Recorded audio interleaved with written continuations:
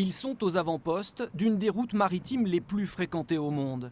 À Cherbourg, les militaires font face depuis 2015 à de nouvelles menaces.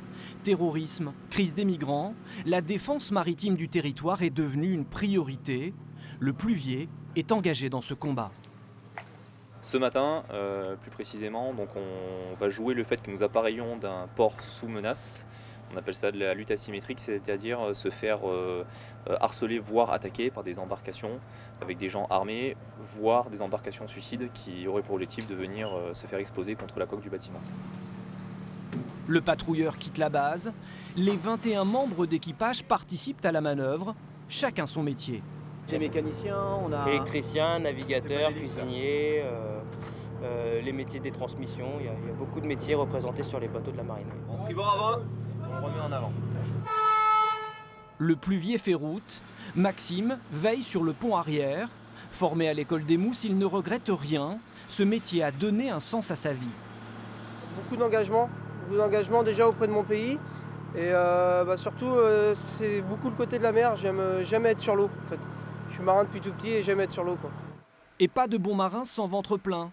C'est ici, en cuisine, que se joue le moral des troupes. Au piano, Alexandre se doit lui aussi d'être polyvalent. Je ne suis pas que cuisinier et magasinier. Normalement, quand il y a appareillage, je suis à l'appareillage. Quand il y a des postes de manœuvre, je suis à la poste de manœuvre. Quand il y a le Zodiac qu'on met à l'eau, je suis faux bras. Donc je tiens le Zodiac pour pas qu'il tangue. On va manœuvrer.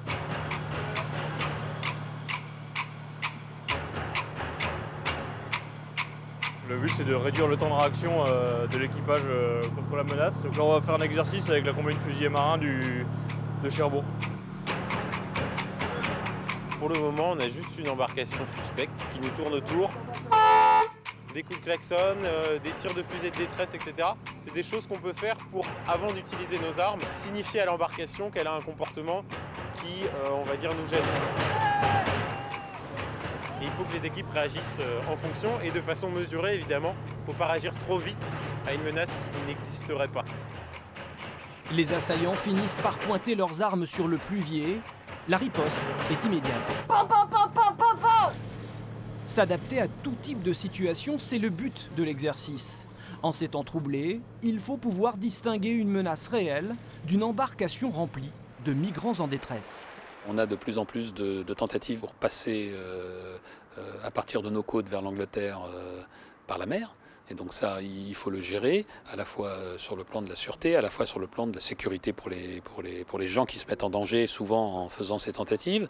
Et puis on a une insécurité globale avec une menace terroriste sur tout le territoire et donc également sur notre façade qui a ses propres vulnérabilités.